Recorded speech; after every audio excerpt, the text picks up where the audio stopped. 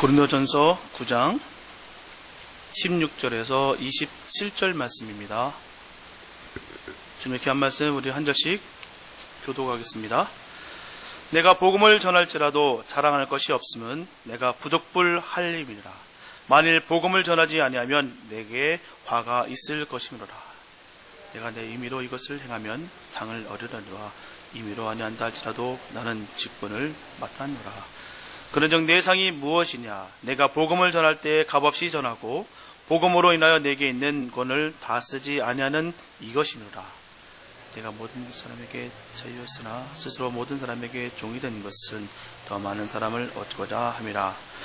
유대인들에게는 내가 유대인과 같이 된 것은 유대인들을 얻고자 하며 율법 아래 있는 자들에게는 내가 율법 아래 있지 아니하나 율법 아래 있는 자 같이 된 것은 율법 아래 있는 자들을 얻고자 하며 율법 없는 자에게는 내가 하나님께는 율법 없는 자가 아니요 도리어 그리스도의 율법 아래 있는 자나 율법 없는 자와 같이 된 것은 율법 없는 자들을 얻고자 함이라. 약한 자들에게는 내가 약한 자와 같이 된 것은 약한 자들을 얻고자 하며 여러 사람에게 내가 여러 모양이 된 것은 아무쪼록 몇몇 사람들을 구원고자 함이니 내가 복음을 위하여 모든 것을 행하면 복음에 참여하고자 함이라. 운동장에서 다름질하는 자들이 다 달아날지라도 오직 상 얻는 자는 하나인 줄을 너희가 알지 못하느냐? 너희도 얻도록 이와 같이 다름질하라. 이기를 다투는 자마다 모든 일에 절제하나니 저희는 썩을 면류관을 얻고자 하되 우리는 썩지 아니할 것을 얻고자 하노라. 그러므로 내가 다름질하기를 향방 없는 것 같이 아니하고 싸우기를 허공을 치는 것 같이 아니하여 다시 있습니다. 내가 내 몸을 쳐 복종하게 하면 내가 남에게 전파한 후에 자기가 도려 버림 될까 두려워함이로라. 아멘. 사람이 인생을 살다 보면 상실로 인한 고통을 느낄 때가 찾아옵니다. 때로는 귀한 무언가를 얻기도 하고요, 때로는 귀한 것을 잃어버리기도 합니다. 어떤 것을 잃어버린 상실감에 빠진 사람은 때론 허무의식을 갖기도 합니다. 매일 자연스럽게 행하던 일들이 전부 무의미하게 느껴지고 억지로 해야 하는 짐처럼 느껴집니다. 미국 심리협회에 따르면 이러한 허무의식은 상실감으로 찾아오는 자연스러운 현상이라고 합니다. 하지만 이러한 감정을 처리하는 것은 매우 중요합니다. 만약에 이러한 감정을 처리하지 못한다고 극복하지 못한다면 슬픔이 우울증으로 이어지게 됩니다.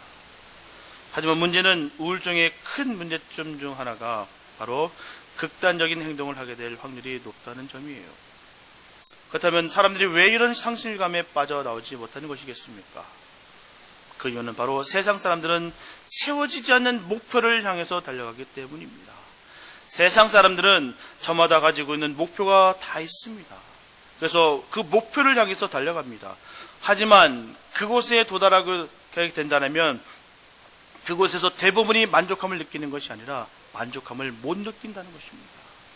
그리고 또 다른 목표를 차려서 헤매다가 결국 도저히 채울 수 없는 현실을 깨닫게 됩니다. 그러면 그때부터 오는 상실감이라는 것은 자신의 생각과 감정을 파괴하게 이른다는 것입니다. 분명한 것은 세상의 그 어떤 것으로도 인간은 만족감을 느끼지 못합니다. 야망과 욕망이 커지면 커질수록 자신은 점점 그것들로 길들여져서 괴물이 되어집니다. 하나님께서는 이 땅에 존재하는 모든 것들을 만드셨을 때 각각 맞는 존재의 목적이 있습니다. 마태복음 5장 13절과 14절 말씀 보게 되면 너희는 세상의 소금이니 소금이 만일 그 맛을 잃으면 무엇으로 짜게 하리요? 후에는 아무 쓸데없어 다만 밖에 버려 사람에게 밟힐 뿐이니라. 너희는 세상의 빛이라. 산에 있는 동네가 숨기지 못할 것이오 라고 말씀하고 있습니다. 이처럼 소금이 존재하는 목적은 짠맛을 내는 목적이 있습니다. 그리고 등불의 목적은요, 빛을 비추는 데 목적이 있습니다. 이처럼 저마다 그 존재 이유가 분명히 있는데도 불구하고 하물며 하나님의 형상을 따라 하나님의 모양대로 지음받은 인간은 더욱더 그 존재의 의미가 있다는 겁니다. 소금이 짠맛을 잃으면 버려져 사람의 발에 밟힐 뿐이고요, 등불이 빛을 비추지 못한다라고 한다면 등불을 켠 의미가 없는 것처럼 우리 역시 하나님이 원하시는 목적대로 존재하지 않는다면 존재할 가치나 명분이 사라지게 됩니다. 창세기 5장에 보면은 969세를 살았던 인류 역사상 최고 오래 살았던 바로 무두셀라가 나옵니다. 무두셀라라는 이름은 두 단어로 연결된 이름이거든요. 무트라는 심판, 죽음이라는 뜻을 가지고 있고요. 살라트는 바로 보낸다라는 뜻을 가지고 있습니다. 그러므로 무두셀라라는 이름의 뜻은 무두셀라를 보내면 이 세상에 심판이 있을 것이라 라는 의미입니다. 에녹이 하나님께로부터 홍수 심판이 계시를 받았을 때 그의 아들의 이름을 무두셀라라고 지었어요. 이는 이 세상이 그 아들을 떠나보낸다면 세상에 큰 심판이 있을 것이다 라는 예언적 의미로 지은 것이에요. 이 사람을 떠나보내면 이 세상에 큰 물이 임할 것이다 라는 의미를 가지고 무두셀라라는 이름을 지었다면 무두셀라라는 그 이름을 부르고 듣는 것만으로도 종말에 관한 메시지를 듣고 말하는 것입니다.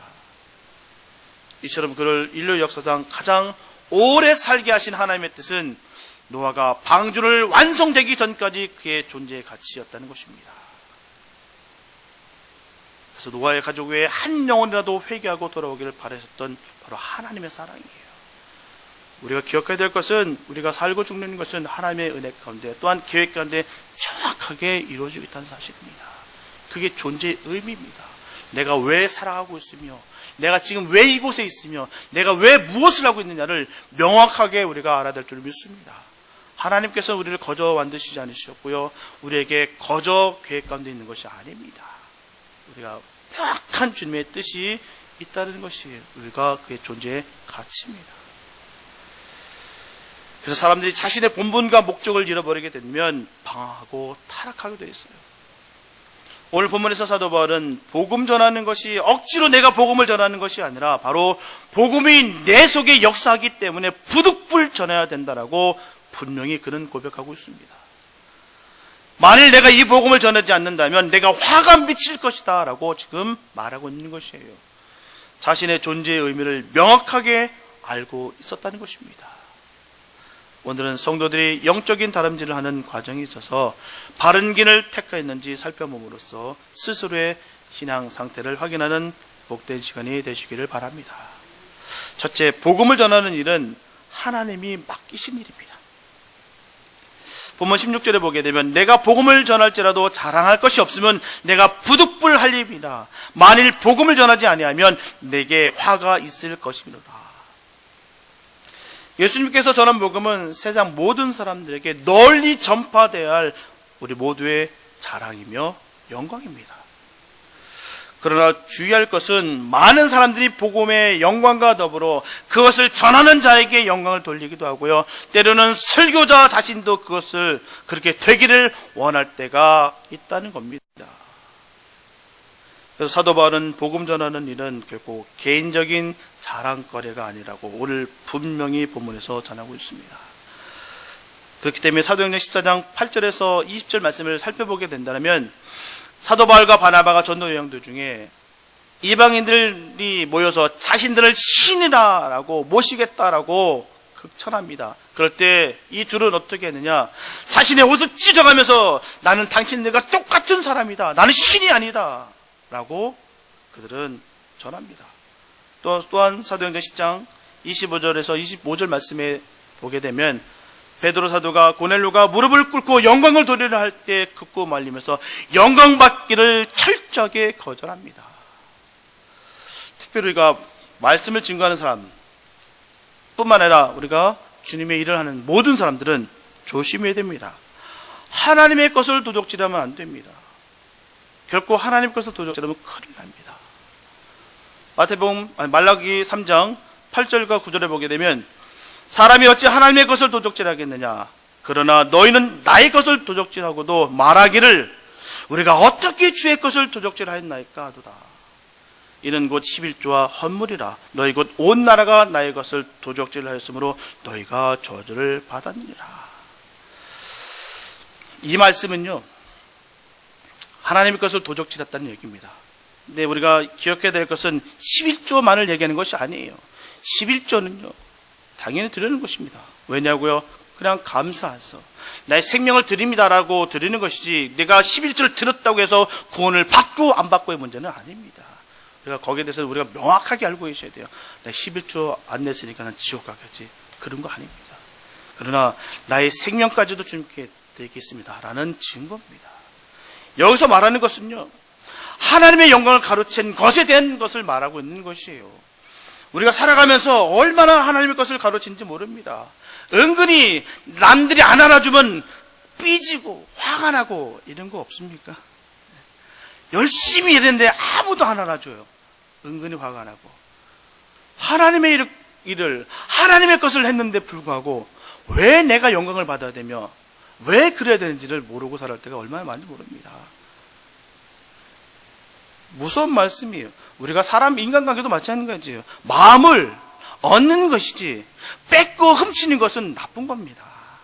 그 사람을 현혹해서 돈으로 아니면 힘으로 권력으로 뺏고 훔치는 것은 악한 거예요. 그러나 마음을 얻는 것입니다. 이게 바로 하나님의 방법이시며 우리도 주님께 배워야 될 줄 믿습니다. 결코 하나님의 것을 훔치지 마시기 바랍니다. 내가 세상 것을 훔치는 것도 죄인데 하나님의 것을 훔치게 되면 이건 너에게 저주를 내린다라고 할 정도로 하나님께서는 우리에게 말씀하시는 것입니다. 우리가 복음을 전하는 일, 사역하는 일, 자기의 자랑거리로 삼거나 그 일로 영광을 받으려면 안 됩니다. 철저하게 주님의 일입니다. 주님께 받은 사명입니다. 그렇기 때문에 나의 입술의 고백에서는 늘 감사만 있는 것이에요. 늘 주님께 돌리는 것입니다. 만약에요, 제 입술에서 내가 하는 순간 기도해 주시기 바랍니다. 우리 목사님이 한참 잘못돼도 잘못됐구나, 타락해 가는구나, 이렇게 여겨 주시고 기도해 주시기 바랍니다. 내가 했어, 내가 하니까 딱 병이 고쳐졌어, 내가 하니까 모든 게 다 이루어져. 내 입에서 이런 말 나올 때 주님, 우리 목사님 큰일 났습니다 라고 기도해 주시기 바랍니다. 내가 하는 일 없습니다. 주님이 하시는 일입니다. 나에게 영광 돌릴 일 하나도 없습니다. 주님께 영광입니다. 우리가 그런 믿음이 무장됐으면 참 좋겠습니다. 주님의 일은요, 내가 하고 싶다고 할 수 있는 것도 아니고요, 내가 하기 싫다고 거절할 수 있는 것도 아닙니다. 철저히 주님의 일이에요. 예레미야서 1장 5절과 6절 말씀 보게 되면, 내가 너를 모태에 짓기 전에 너를 알았고 네가 배에서 나오기 전에 너를 성별하였고 너를 여러 나라의 선지자로 세웠노라 하시기로 내가 이르되 슬프도소이다. 예레미야가 하는 말이에요. 주 여호와여 보소서, 나는 아이라 말할 줄을 알지 못하나이다. 이렇게 예레미야도 자신을 하나님께 아이다, 꼬마다라고 이렇게 전하면서 거부합니다. 하지만 결국 그 부르심에 응합니다. 우리 저번 주까지 계속했었던 요나서, 우리 요나도 보게 되면 그토록 싫어했던 그 니느웨 가서 그 회개를 선포하고 심판을 선포하라고 주님께서는 명령하셨지만 그게 너무 싫어서 다시스로 도망했다가 결국 고난 끝에 다시 니네로 돌아갔던 사건들, 우리는 반드시 기억해야 될 줄 믿습니다. 이렇게 하나님의 일은 싫고 좋음에 따라 우리가 선택할 수 있는 것이 아니라 당연히 마땅히 해야 될 줄로 믿습니다. 그렇기 때문에 사명인 것이에요. 근데 우리가 기억해야 될 것은, 하나님은요 언제라도 있는 것 가라고 하시지 없는 것 갖고 하라고 하신 적이 한 번도 없습니다. 없는 것 갖고 하라면요 폭력이에요. 하나님께서 그렇게 하신 분이 아니세요. 달란트를 주시고 그 달란트를 통해서 역사하시라고, 일을 하라고 우리에게 말씀하셨지 없는 걸 갖고 하라지 않습니다. 없는데도 불구하고 내가 하고 싶다고 달렸을 때 항상 문제가 생기는 거예요. 주님의 일은 내가 하고 싶다 하는 것도 아니고 내가 싫다고 해서 도망갈 수 있는 것도 아닙니다. 만약에 우리에게 하나님께서 사명을 맡기셨다면 우리는 복음을 전하는데 목숨을 조금 더 귀한 것으로 여기지 아니하며 믿음으로 달려가야 될 줄 믿습니다. 그만큼 복음은 귀하고 좋은 것이에요. 그렇다면 복음은 무엇이겠습니까? 그것은 바로 예수님을 통하여 구원에 이르는 길을 말하는 것입니다. 이게 복음이에요. 한마디로 복음을 전한다면 바로 예수입니다. 오직 예수예요. 우리에게서 오직 예수가 없으면 아무것도 아닙니다. 세상에 소중한 은과 금이 있을지라도 우리에게 예수가 없다라면 평안도 없고요, 생명도 없습니다. 사도행전 3장 6절에 보게 되면 은과 금은 내게 없거니와 내게 있는 이것을 내게 주노니 나사렛 예수 그리스도의 이름으로 일어나 걸어라. 바로 요한 사도와 바로 베드로가 외쳤던 선포의 말씀입니다. 그들에게 은과 금이 없었어요. 세상에 지혜도 없었고요, 세상에 능력도 없었습니다. 하지만 그들에게는 예수님께서 그 안에 계셨습니다. 바로 그 예수님의 능력으로 말미암아 안진뱅이를 일으켜 세웠습니다. 우리도 구원받지 못하고 주저앉아 있는 그들을 예수님으로 인해서 일으켜 세우는 주님의 일꾼들이 되어야 될 줄로 믿습니다. 우리 모두가 그렇게 귀하게 쓰임받기를 예수님의 이름으로 축복합니다. 둘째, 우리는 복음 전도의 방법과 목적을 가지고 있어야 됩니다.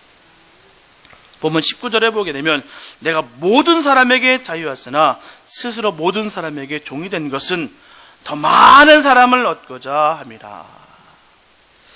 사도 바울은 더 많은 사람들을 복음 가운데로 인도하기 위해서 그리스도의 종이 되었을 뿐만 아니라 모든 사람의 종이 되었다라고 전하고 있습니다. 우리 출애굽기 21장 5절과 6절 말씀 보게 되면 종이 진정으로 말하기를 내가 상전과 내 처자를 사랑하니 나가서 자유하지 않겠노라 하면 상전이 그를 데리고 재판장에로 갈 것이요 또 그를 문이나 문설주 앞으로 데리고 가서 그것에다가 송곳으로 그 귀를 뚫을 것이라. 그가 영영이 그 상전을 섬기리라. 이 말씀은요, 이스라엘 법에 의해서 종들은 6년간 의무적으로 거기서 종살이 해야 됩니다. 그런데 7년째 되는 해, 그때 희년 때는 바로 무조건 해방됩니다. 다 풀어주게 돼 있어요. 그런데 주인이랑 살다 보니까 이 주인이 너무 좋은 거예요. 너무 사랑이 많은 거예요. 그래서 내가 자유를 얻어서 나가는 것보다는 내 이 주인과 함께 사는 게 너무 좋겠다. 그래서 주인에게 말합니다. 나는 주인과 함께 살고 싶습니다 라고 했을 때 그 주인이 재판장에 들어가서 재판에 고하고 그 종을 데려다가 문설주에다 귀에다 송곳을 꼽아 뚫어버립니다. 이게 바로 귀 뚫린 종입니다. 그래서 영원히 종이 되겠다라는 표식이에요. 이게 바로 예수님이 너무 좋아서 주님의 종이 되겠다라는 바로 성도의 외침이 될 줄 믿습니다. 이런 마음이 우리에게 있어야 돼요. 주님, 예수님 너무 주님이 좋습니다. 너무 좋기 때문에 내가 지금 슬퍼하는 것들, 아파하는 것들, 모든 것들이 별거가 아닙니다. 내가 저 딴 곳에서 편하게 사는 것보다, 자유롭게 사는 것보다 나는 주님과 옆에 있는 게 너무 좋습니다. 이게 우리의 믿음의 고백이 될 줄 믿습니다. 이런 우리의 고백이 있어야 돼요. 그냥 이곳에 교회 문지방만 넘었다 들어오는 것이 아니라, 이 교회 마당을 찍고 돌아가는 것이 아니라 주님의 그 사랑과 감격이 있어야 될 줄 믿습니다. 내가 예수를 믿는다고 하면서 내가 예수 내 교회 하면 내 지옥 갈까 두려워서 오는 그거보다 불쌍한 것이 없습니다. 이곳은 그런 곳이 아니에요. 주님의 사랑이 너무 값지고 너무 고마워서 내가 지금 이곳에 왔습니다.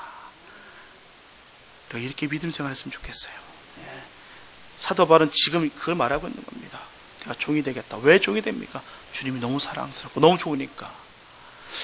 빌립보서 2장 6절에서 8절 말씀 보게 되면 전합니다. 그는 근본 하나님의 본체시나 하나님과 동등됨을 취할 것으로 여기지 아니하시고 오히려 자기를 비워 종의 형체를 가지사 사람들과 같이 되셨고 사람의 모양으로 나타나사 자기를 낮추시고 죽기까지 복종하셨으니 곧 십자가에 죽으심이라. 모든 창조하셨고 모든 것들의 주인 되시고 온 우주 만물의 주인 되신 그 주님께서 하나님의 본체셨지만 인간을 구원하기 위해서 자기를 비워 종의 형체로 사람과 같이 되셨다는 것입니다. 우리 몸을 입고 오셨다는 것이에요. 그 하나님께서 말입니다. 얼마나 값집니까? 사람 되셨으니까 그렇게 된 거 아니야? 아니요. 하나님의 입장에서는 사람이 되셨다는 것 자체가 정말 굴욕입니다. 왜 그렇게 하셨을까요? 저와 여러분들 위해서 그렇습니다. 우리를 구원하시기 위해서. 그래서 이 땅에 오신 거예요. 그래서 그 몸을 입고 이 땅에 오신 것입니다. 이 땅에 오셔서 어떤 일 하셨습니까? 왕노릇 하셨습니까? 공생의 기간 동안에 약한 자들, 아픈 자들, 병든 자들, 귀신 들린 자들, 모든 사람들을 손가락질 들고 버렸던 모든 자들과 함께 하셨습니다. 뿐만 아니라 제자들의 발까지 씻겼어요. 이게 주님의 사역이었습니다. 그렇기 때문에 우리는 주님과 함께 해야 될 줄 믿습니다. 겸손하셨어요. 섬기셨습니다. 우리에게 참된 종의 모습은 교만한 자가 아니라 바로 오히려 겸손한 자이며 섬김을 받는 자가 아니라 섬기는 자입니다. 하나님은 분명히 말씀하셨습니다. 교만한 자를 물리치신다고 하셨어요. 교만한 자가 어떤 사람이겠습니까? 하나님 없이도 충분히 난 잘 살 수가 있습니다. 하나님 없어도 나는 은혜 없어도 무엇이든지 잘할 수 있습니다. 하나님 기도하지 않고도 난 내 힘과 내 지식과 내 경험으로 충분히 내가 헤쳐나갈 수 있습니다 라고 여기는 것이 교만입니다. 이게 죄라는 것이에요. 이게 악이다 라고 지금 성경은 말하는 것입니다. 스펄전 목사님은 전합니다. 기도하지 않고 성공했으면 성공한 것 때문에 망한다. 왜 망하느냐? 교만하기 때문에 망한다. 교만은 그 자체가 죄요. 겸손은 그 자체가 믿음이다. 교만은 그 자체가 부패한 죄요. 겸손은 곧 성결한 증거이다 라고 말했습니다. 하나님께서 가장 싫어하는 것이 바로 교만이에요. 하나님은 분명하게 교만한 자에게는 망할 것이다 라고 분명히 말했습니다. 하나님께서 하신 말씀 언제나 한번 실현하신 적 있으십니까? 하나님은 한 번도 농담하신 적이 없어요. 그 말씀하신 대로 그대로 이루어졌습니다. 잠언서 16장 18절에서 전합니다. 교만은 패망의 선봉이여 거만한 마음을 넘어짐에 앞잡이라. 하나님의 자녀는 언제나 겸손해야 될 줄 믿습니다. 내가 겸손하려고 하는 것이 아니라 겸손해져야 되는 것이에요. 왜요? 그 사랑을 받았기 때문에. 우리가 아무리 똑똑하고 잘난 것 같으나 우리 하나님을 보시기엔 무식한 자입니다. 연약한 자예요. 그런데도 불구하고 우리는 내 스스로 자꾸 뭔가 된 것처럼 생각할 때가 되게 많습니다. 착각하면 안 됩니다. 우리가 호흡을 쉬는 것도요, 하나님께서 쉬어주셨기 때문에 쉴 수 있는 거예요. 내가 쉬고 싶어서 내가 쉬는 줄 아십니까? 못 쉽니다. 우리는 그런 존재입니다. 그런데도 불구하고 교만하고 그런 마음들이 우리에게 있어요. 내가 좀 남들보다 가진 게 많았다. 지식이 많다. 내가 체험이 많다. 그러면 남들보다 내가 낫다 이겁니다. 눌러버립니다. 겸손의 모습이 성숙한 모습입니다. 그게 바로 성도의 모습이에요. 정말 똑똑하고 많은 것을 가진 사람이, 세상에서 명예가 높은 사람이 겸손하면 더 멋있습니다. 근데 자기 자신이 너무 똑똑한 것을 알아요. 우리는 속단 말로 그럽니다. 모든 많은 사람들이 그렇게 생각할 거예요. 속으로 밥맛, 입맛, 싫어.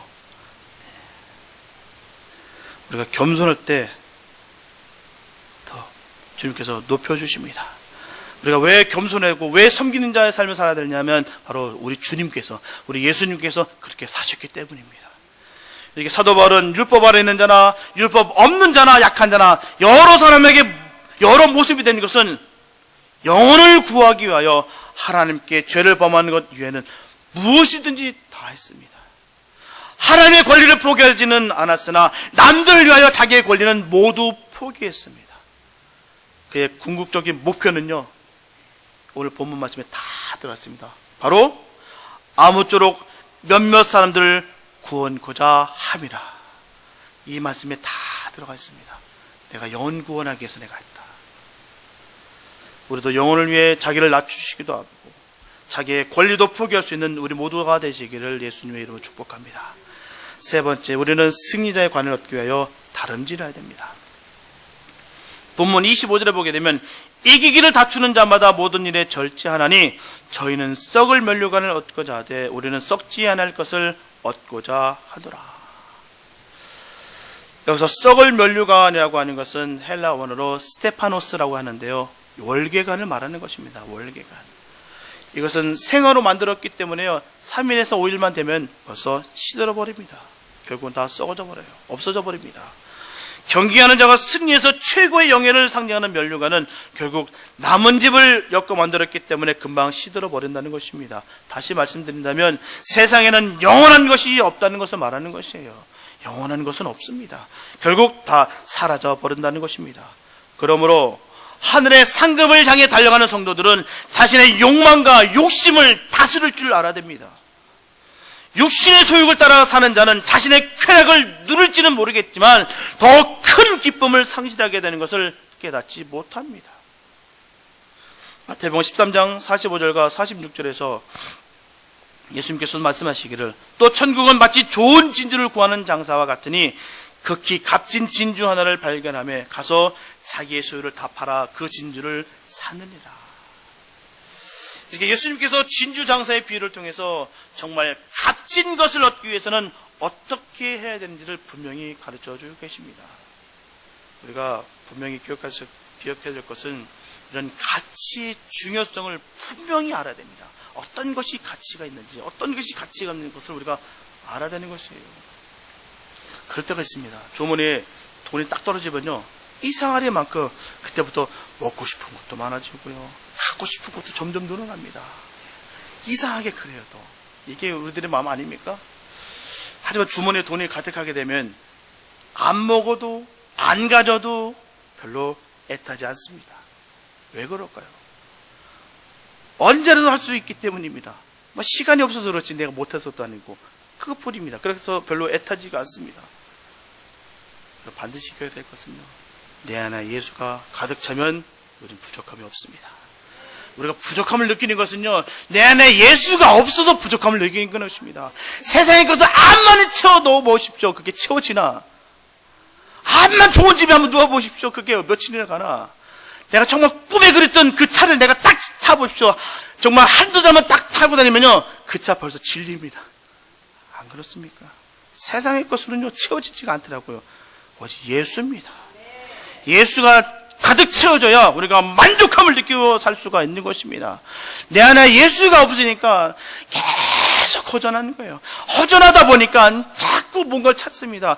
내 안에 예수가 꽉 차 보십시오. 내가 이상한 곳에 내가 왜 기웃거립니다. 왜 그럴 수가 있겠습니까? 내 예수가 안에 꽉 찼는데요. 말씀만 봐도 눈물이 펑펑 나는데요. 기도할 때마다 하나님의 음성이 그 말씀 가운데 내가 들려지는데요. 왜 내가 쓸데없는 곳에 기웃거립니다. 왜 이상한 짓을 합니까? 허전하니까, 부족하니까, 내가 남들보다 높아져도 내가 눌러버려야 되는데 뭔가 특이하고 독특한 걸 내가 가지려고 노력하다 보니까 그렇게 되는 거예요. 정말 예수로 꽉 찬 사람은요, 말씀 하나 딱 붙잡고 승리합니다. 그게 값진 것이에요. 이상한 곳 가서 기웃거리지 않습니다. 그런 성도들 제발 딴 데 가서 좀 그런 것 좀 보고 와. 안 갑니다. 제대로 된 성도들은 안 갑니다.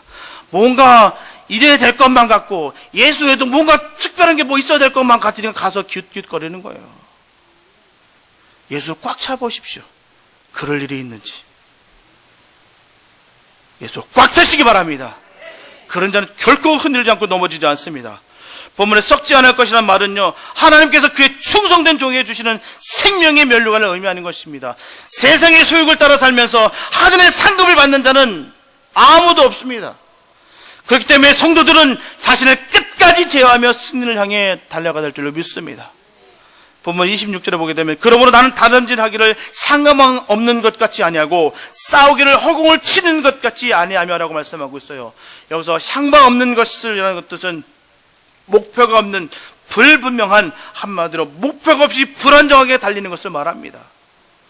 세상 사람들은 썩을 면류관을 얻기 위해서도 그렇게 모든 고난을 감수하며 최선을 다해서 다름질하고 있습니다. 그렇다면 우리들은 썩지 않은 그 생명의 면류관을 얻기 위해서 세상 사람들보다 더욱더 다름질해야 될 줄 믿습니다. 아니, 이게 가치 있는 거, 이게 좋은 것을 향해 달려가는데도 불구하고 세상 사람들보다도 우리가 더욱더 집중하지 못한다는 것이 얼마나 안타까운지요. 누가복음 9장 62절에서 말씀하시기를 예수님께서 전하십니다. 예수께서 이르시되 손에 쟁기를 잡고 뒤를 돌아보는 자는 하나님의 나라에 합당하지 아니하리라 하시니라. 사도 바울은 자신의 삶을 다름질에 비유하면서 그 다름질에 대한 분명한 목적을 강조하고 있습니다. 하나님을 믿고 신앙생활을 시작하는 것은 누구나 비슷하지만 장차 주어질 상급을 에는 너무나 큰 차이가 있다는 겁니다. 시작은 좋았지만 그 목표점을 잘못 찾아서 멸망한 사람이 너무나도 많습니다. 우리가 프리웨이를 탈 때도요, 입구는 비슷한 것 같으나 잘못 들어가는 순간 길은 완전 달라집니다. 우리가 기억해야 될 것은 비슷한 것과 정확한 것은 다릅니다. 비슷한 것은요, 정확한 것이 아니에요. 우리는 정확한 것을, 값진 것을 보고 달리시기 바랍니다. 올림픽에서도 육상이라는 종목은요, 결승점이 분명합니다. 그 꼬린점이 분명히 나와 있어요. 선수가 아무리 빠르게 달린다 할지라도 결승점이 아닌 다른 곳으로 달리게 한다면 아무런 상도 없습니다. 뿐만 아니라 실격 처리됩니다. 세상에는 정욕과 재물에 눈이 어두워서 멸망의 길을 가고 있는 사람이 너무나도 많다는 것이에요. 성도들은 세상 사람과 달리 항상 이생의 자랑과 안목의 정욕보다는 하늘나라에 누릴 영생과 상급을 바라보면서 최선을 다해서 정확하게 달려가 될 줄로 믿습니다. 성경에 보면 상급에 대해서 많이 알고 있어요. 상급. 하나님의 약속이 있기 때문에 분명히 상급은 있습니다. 그러나 우리가 그 상급은 몰라요. 어떤 분들은 얘기해요. 천국에 가면 뭐 진주가 막 널려있고 금이 막, 모르겠습니다. 진주가 거기 가면 그렇게 크게 값지 안 보일 것 같아요. 그냥 돌덩이처럼 느낄 것 같아요. 보이는 게 천지가 뭐 진주고 보이는 게 천지가 금인데 뭐 거기에 대해서 감동하시겠습니까? 지금 여기 지천 널리는 게 돌덩이라 생각해 보시고, 돌이 뭐 귀합니까? 돌덩이지. 모르긴 몰라도 하나님께서 그보다도 훨씬 좋은 상급이 있을 줄 믿습니다. 왜냐하면 주님께서 약속하셨기 때문에 주실 것을 믿습니다. 근데 우리가 정말 감사하고 기쁜 것은요, 주님을 너무나 사랑해서 행했던 것들이 나중에 상급을 받게 된다면 이보다 더 좋은 곳이 없습니까? 이보다 더 좋은 곳이 어디 있어요? 그냥 내가 그 상급을 받기 위해서 내가 발버둥 쳤던 것이 아니라 주님을 너무 사랑해서 주님의 일을 감당했는데 나중에 그 모든 것들이 상급으로 나게 온다면 이보다 더 좋은 곳이 어디 있겠습니까? 성도의 삶이 바로 이런 삶을 달아야 될 줄 믿습니다. 본문 27절에 보게 되면 내가 내 몸을 저 복종하게 하면 내가 남에게 전파한 후에 자신이 도리어 버림을 당할까 두려워함이로다 라고 전하고 있습니다. 이 말씀은요, 신앙을 지키기 위해서는 연단과 꾸준한 자기 분이 있어야 자기 상급을 잃지 않는다는 것이에요. 다시 말씀드리면 한순간 방심으로 인해서 신앙이 무너지는 것은 너무나 쉽다는 것입니다. 빌립보서 2장 12절에 전합니다. 항상 복종하여 두렵고 떨림으로 너의 구원을 이루라 라고 말하고 있습니다. 한 번 구원, 영원한 구원 아닙니다. 한 번 구원은 영원한 구원이면 정말 좋겠어요. 한 번 딱 거듭났어. 내가 마음 놓고 내 죄져도 되니까 얼마나 좋습니까? 성경 그렇게 말한 적이 없어요. 구원을 이루라 하고 있습니다. 구원을 이루라. 이 말은요, 미래 완료형이에요. 우리가 이루는 것입니다. 성도는 과거가 중요한 것이 아니에요. 내 과거에는 엄청난 일을 많이 했고 내가 그거 다 일해봤어. 나도 선교 가봤어. 내가 교회도 줘봤어. 내가 수많은 거 다 해봤어. 그게 중요한 거 아니에요. 지금 나의 모습이 어떠냐. 지금 나의 모습이 어떠냐. 내가 지금 예수를 하나도 모르고 세상에 완전히 중독되어 있다면 거듭난 거 아닙니다. 내가 예수 안에 꽉 차 있으면요, 그럴 수가 없어요. 내가 교회 나오지 마. 그래도 교회 나옵니다. 그렇게 떨어진 분들 얘기해 보면 그거예요. 나 예수 알아. 그건 아는 것이 아닙니다. 세상 사람도 예수는 압니다. 그게 아는 것이 아니에요. 주님의 마음을 아는 것이 아는 것입니다. 주님께서 원하시는 것이 무엇인지를 아는 것이 아는 것이지, 내가 안다고 아는 것이 아는 것이 아닙니다. 내 지식적으로, 내 감정적으로 아는 것이 아는 것이 아니에요. 그분 불신자입니다. 우리가 기도해 줘야 돼요. 전도해야 됩니다. 나 예수 믿어? 안 믿는 겁니다. 나 예수 알아? 모르는 겁니다. 예수를 믿고 예수를 안다면 결코 그렇게 살 수 없습니다. 더 값진 것을 선택합니다. 지금이 눈에 보이는 거, 그거를 당장 버리고요, 정말 귀한 것을 잡게 되었습니다. 이게 믿는 것이고 이게 아는 것입니다. 이처럼 사도 바울은요, 본문에서 전하고 있듯이 버림을 당할까 염려했습니다. 버림을 받을까. 주를 따라간다는 것이 얼마나 어렵고 힘든 것인가를 잘 반영하는 고백이에요. 하지만 우리가 온전히 예수 안에 녹아져 있다면 결국 그 길에서 낙오되거나 벗어나지 않습니다. 예수 안에 있다는 것은 이미 승리한 자들이라는 것입니다. 요한복음 16장 13절에 보게 되면 그러나 진리의 성령이 오시면 그가 너희를 모든 진리 가운데로 인도하시리니 그가 스스로 말하지 않고 오직 들은 것을 말하며 장래일을 너에게 알리시리라. 이렇게 보혜사 성령님께서 우리를 돌보시고요 인도하신다는 것입니다. 예수님께서 우리를 사랑하시되 어떻게 해요? 끝까지 사랑하신다는 말씀이에요. 그냥 한 번 사랑하신다는 게 아니라 끝까지 포기하지 않는다는 것입니다. 오늘 본문에서 사도 바울은 고백하기를 내 몸을 쳐 복종하게 하면이라고 분명 전하고 있습니다. 내 몸을 쳐 복종하면 이렇게 자신을 치면서까지 진리에 복종시키겠다는 것입니다. 저와 여러분들도 이런 일사각오가 있어야 될 줄 믿습니다. 이런 필사적인 삶을 통해 주어지는 면류관을 온전히 바라보시면서 주께로 심차게 달려가야 될 줄로 믿습니다. 사랑하는 성도 여러분, 우리는 주님이 맡기신 복음 전도 사역을 잘 감당해야 될 줄 믿습니다. 먼 땅으로 나가지 않더라도 복음 전도자로서의 삶을 온전히 살아야 될 줄로 믿습니다. 그러기 위해서는 우리가 말씀과 기도로 바로 서서 하나님이 원하시는 한 영혼을 볼 수 있는 눈을 가져야 될 줄로 믿습니다. 주변에 있는 한 영혼을 향한 하나님의 마음이 느껴져야 되는 것이에요.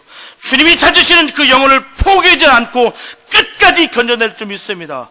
복음을 선포하기 위해 자신의 모든 것을 버리고 포기한 이 사도 바울의 삶을 주님의 자녀된 우리도 본마다 살아가야 될 줄로 믿습니다. 우리도 주님이 주실 상급을 바라보며 살아가야 될 줄로 믿습니다. 그래야 주님이 원하시는 그 한 영혼이 어디 있는지 함께 기도하며 알아가며 주님이 맡기신 일을 잘 감당하여서 주님께서 주시는 상급을 받는 저와 여러분 되시기를 예수님의 이름으로 축원합니다. 기도합니다. 사랑해 주님 감사합니다. 아버지, 정말 우리가 무엇이간데 영원히 죽을 수밖에 없었던 저희를 건져내 주시고 그 사랑을 깨닫게 하시면 감사합니다. 우리가 이렇게 귀한 사랑을 받았습니다. 어찌 우리가 가만히 있을 수가 있겠습니까? 지금도 주님께서 아파하시는 그 영혼을 바라보면서 우리가 어찌 가만히 있을 수가 있겠습니까? 아버지, 끝까지 주님 마음 알고 붙잡고 나가 그 영혼 건지는 우리가 되게 하여 주시옵소서. 아버지, 우리가 그러기 위해서는 예수로 무장되어야 될 줄 믿습니다. 아버지, 내 안에 예수로 꽉 차게 해주시고 예수로 말미암아 우리가 조금도 부족함 없는 그런 삶 되게 하여 주시옵소서. 어느 상황, 어느 형편, 어떤 순간일지라도 예수로 말미암아 승리하는 우리 모두가 되게 하여 주시옵소서. 주께서 언제나 언제까지라도 동행하여 주시고 승리케 해줄 줄 간절히 믿사옵고 우리를 구원하신 예수님의 기도였습니다. 아멘.